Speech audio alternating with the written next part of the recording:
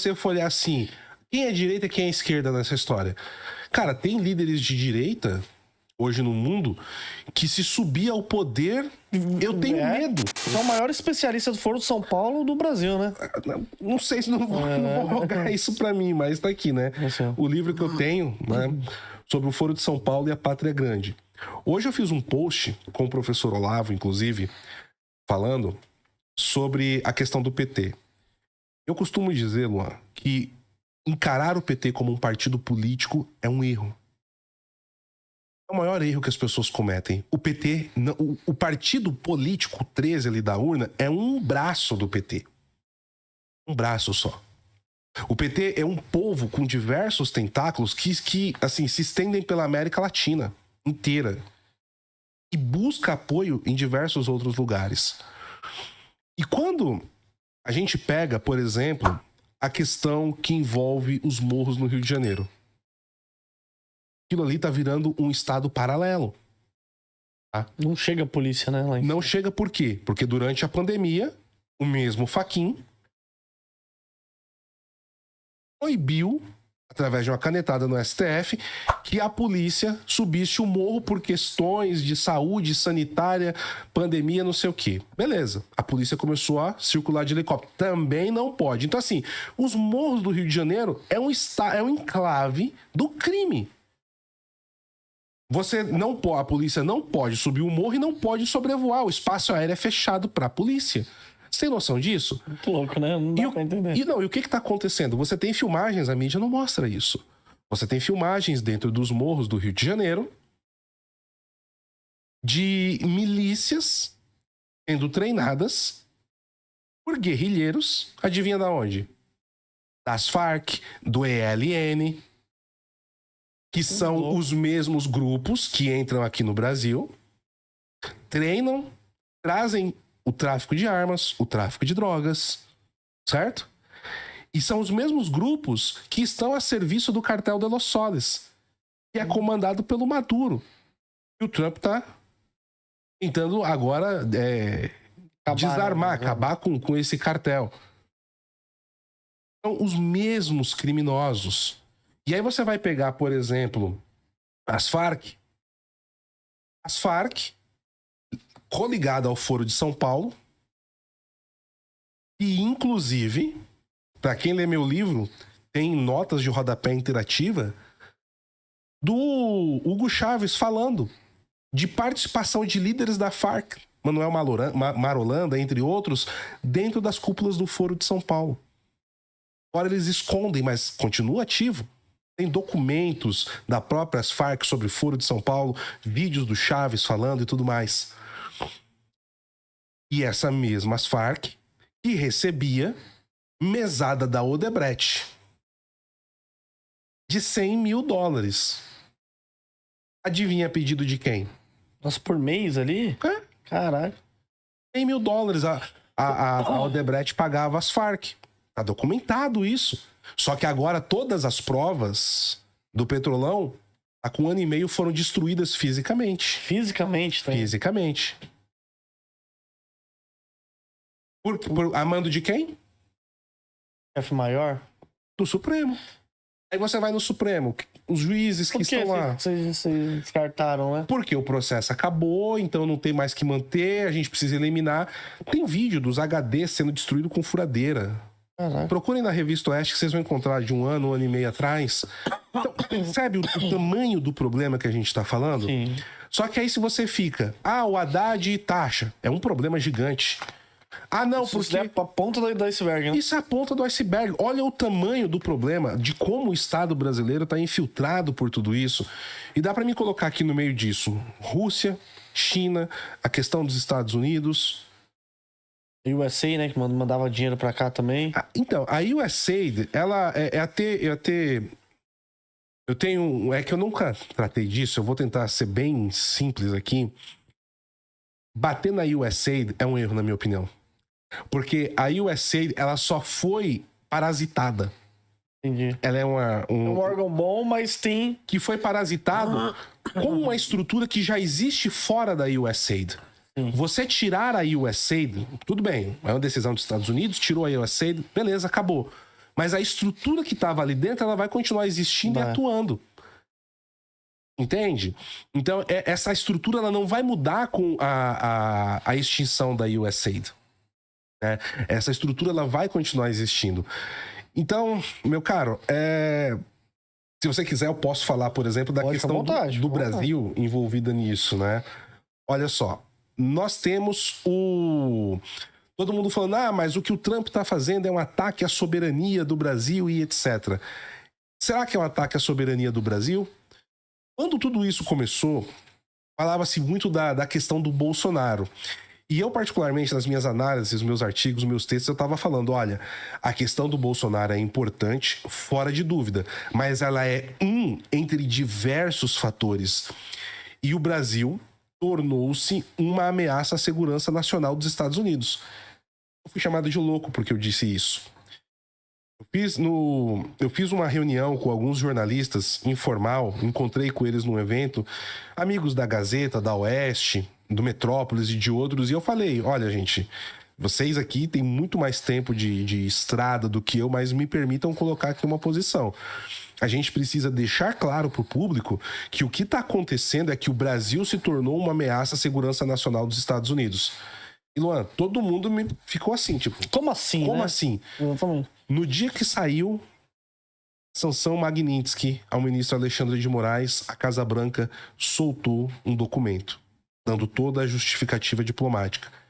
E lá falava das relações históricas com o Brasil e tudo, e falou assim, o Brasil, incomumente, tornou-se um risco e um problema à segurança nacional, econômica e diplomática dos Estados Unidos da América.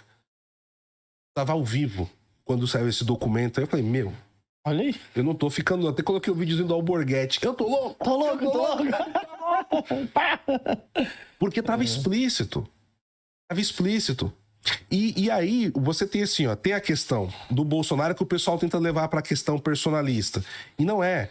É muito pela esfera de influência geopolítica entre grandes potências e potências médias. A gente pode entrar nisso também depois, que é uma chave de leitura importante para entender o que está acontecendo no mundo.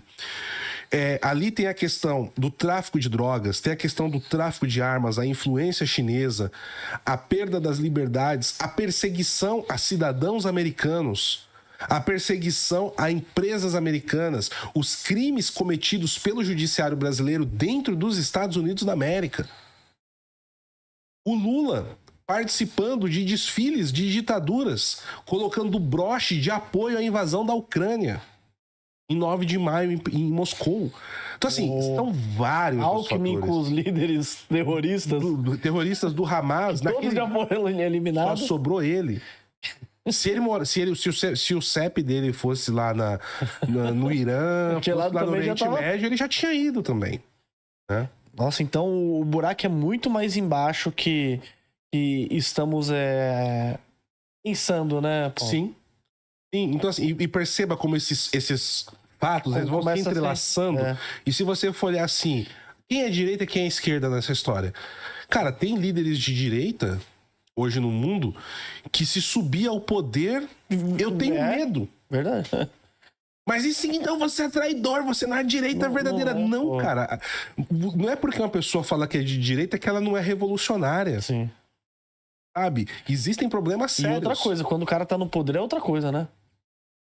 Por exemplo, tem muita gente que deve mudar. Por exemplo, eu vou dar um exemplo aqui da Itália.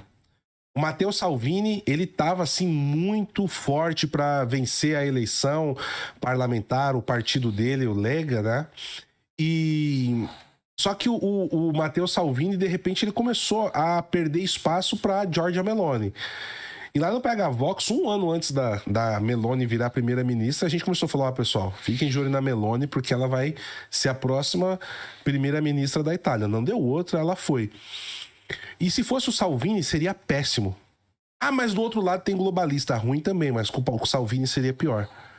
Porque o Salvini, o sujeito é completamente revolucionário pró-Rússia. Nossa. Tanto que quando começou a invasão da Ucrânia, tem uma foto dele muito famosa. Se você colocar Salvini e Putin, você vai ver rapidinho essa foto.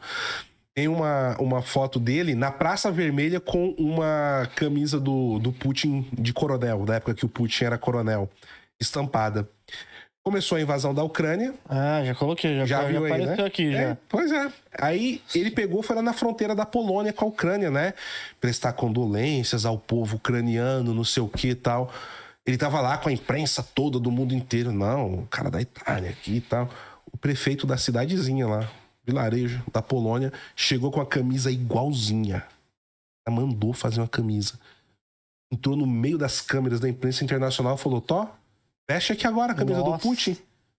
Você não tava lá na praça? Coloca aí agora a camisa do Putin. O seu ídolo. Coloca aí agora a camisa dele aqui na frente de todo mundo, igual você fez antes. Não. Não, é só um exemplo. E aí quando você vai pegar, por exemplo, aqui no Brasil, que aí entra a questão ideológica que o pessoal pega muito aqui no Brasil. Tem uma galera que bate pra caramba na Giorgia Meloni. E quando você vai a fundo, você vai perceber o quê? É o pessoal seguidor do Alexander Dugin, de desinformação, propagandista russo, os nacionalistas, muito ligados aí que são ou oficiais da reserva, militares da reserva, ou falam que são, enfim, né? E vai fazendo a lavagem cerebral. E aí entra naquele jogo que eu tava comentando. Sim. Entre o que é a geopolítica, a questão ideológica. Ou fica assim, ó.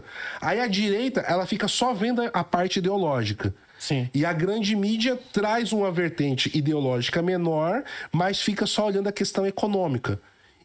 Cara, e parece que boa parte das pessoas não compreende o que está acontecendo. O brasileiro, ele é completamente analfabeto para relações internacionais. Total, né? Analfabeto. Mas por quê? Porque nós aqui temos um problema no continente. É a barreira da língua. São duas barreiras, uma geográfica e outra linguística. Sim.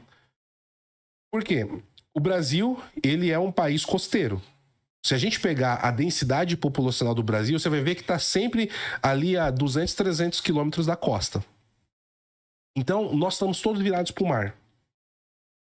E nós estamos distantes do restante do pessoal da América Latina, porque tem a floresta amazônica, o Pantanal, tem várias coisas, os Andes ali que separa. A geografia, ela separou a gente do restante do continente. Verdade, não chega, né? Não chega. E a integração linguística também, ela é mais difícil. Então, se você parar para ver, o que você vê de notícias do Paraguai, da Bolívia, do Chile, Peru, Equador, Colômbia, Venezuela? Nada. Mas o que acontece? Todo o processo da esquerda, concatenado ali dentro do Foro de São Paulo, a integração entre eles é absurda. É 100%. É 100%. E nós somos completamente isolados. Então, nós não temos relações no dia a dia. O brasileiro médio, ele não malemar e vê lá o Milei, porque o Milei é direita, motosserra. Mas, tá, e aí? E o que tá acontecendo dentro da Argentina? O que tá acontecendo dentro do Uruguai? No Chile? Na Colômbia? É importante entender isso. E aí, então, o que nós sabemos é o que? O que aconteceu nos Estados Unidos, porque passa na televisão, o que aconteceu ali na França, porque passa na televisão, na Inglaterra, e é isso, acabou. O Japão, China, porque paga para aparecer aqui. E nós não temos informações do que está acontecendo no mundo. E quando vem com um verniz ideológico... Que aí você não sabe se é verdade ou não é, né? E aí o pessoal vai pra internet, aí tem aquele cara que, tem um canal grande, tem um monte de visualização, mérito do trabalho, não tem problema nenhum, mas que tá falando daquele assunto porque dá view, mas não sabe o que tá falando. Tá desinformando. Tá falando um monte de besteira. E é o que mais tem. Assim, é óbvio que você vai ter diferentes visões que podem entrar em discussões, num debate sadio. Mas sabe o que é, Paula? Que na verdade, igual a pessoa que tá acompanhando a gente ali, com certeza que o pessoal confia muito mais em você do que numa Globo, numa CNN, numa grande... Se confia. A pessoa que te acompanha, ela sabe de você. Então, a pessoa ela fica ressabiada. Então, às vezes, ela vê um cara que, às vezes, na visão dela... Esse é igual esses caras que tem milhares de milhões de visualizações aí. O cara sabe um pouquinho ali, ele dá o viés dele...